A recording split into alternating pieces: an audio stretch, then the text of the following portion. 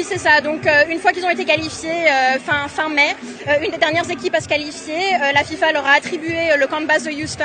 Donc, ce camp de base se trouve dans le sud de la ville, à environ 20 minutes de là où nous nous trouvons maintenant. Et ils vont avoir donc leur hôtel, leur camp de base, leur camp d'entraînement pour se sentir comme à la maison, mais à Houston. Alors, donnez-nous un petit peu de détails. On a envie de rentrer dans les coulisses.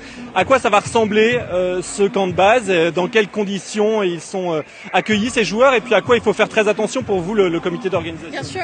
Alors déjà, ce qu'il faut savoir, c'est que le stade qu'on leur a mis à disposition, donc le camp de base, c'est un ancien stade de rugby, donc avec une vraie pelouse, donc avec des meilleures conditions possibles pour justement qu'ils aient le meilleur entraînement avant d'arriver justement sur la pelouse du stade ou des stades.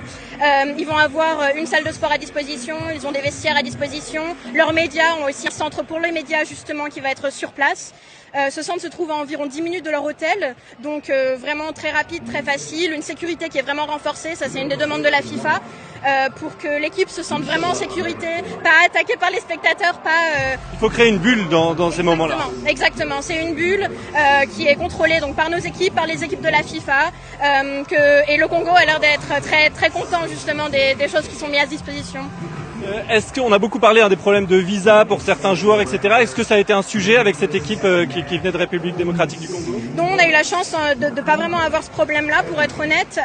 Les équipes se sont mis vraiment sur ces cas-là très, très tôt dans les préparatifs. Les joueurs viennent aussi d'autres pays, pas forcément que du Congo. Donc il y a beaucoup de joueurs qui évoluent en championnat européen notamment. Exactement, en Angleterre, en France, etc. Donc ça leur a permis d'avoir des visas de manière un peu plus facile. Mais on n'a pas vraiment eu de problème à ce niveau-là.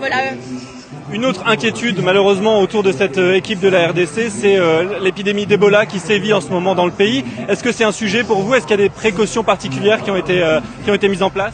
Alors forcément, ça doit être un sujet, c'est un sujet de santé publique, donc ça doit être un sujet.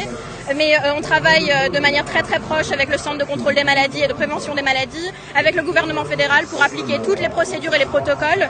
Donc c'est-à-dire qu'on a des screenings, donc des contrôles à l'arrivée des avions. Chaque joueur va passer un contrôle avec des agents justement du Centre de contrôle des maladies. Et ensuite, il va y avoir des contrôles réguliers pendant leur séjour, que ce soit appel téléphonique et que ce soit visite, pour s'assurer qu'aucun symptôme ne sont décernables.